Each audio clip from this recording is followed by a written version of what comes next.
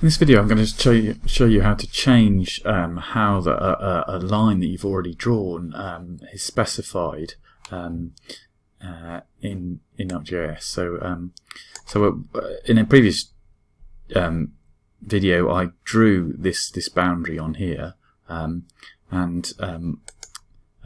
now I want to change it from an approximate boundary into a inferred boundary. So what I want to do is I want to start by editing this feature.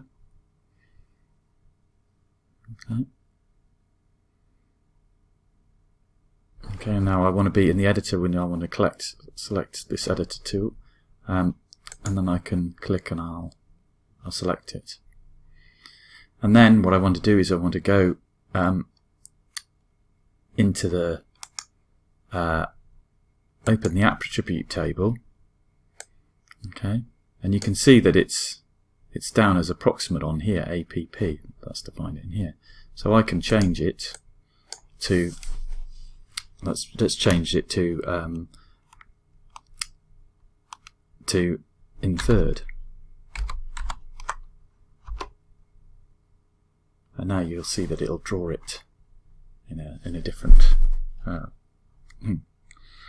Okay, and then I need to save my edits. Okay, and then I can stop editing.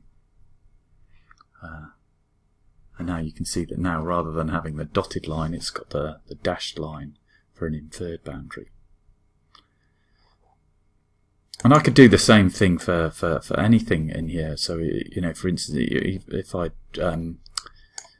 I put some data and I'd put it down as S2 cleavage, but I actually want it was actually S1 or S3, then I could do the same thing. I could go into the attribute table, open the attribute table and select the line and change which it was, whether it was which ID it was.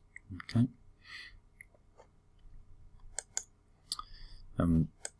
So in that way we can change what how a line is defined.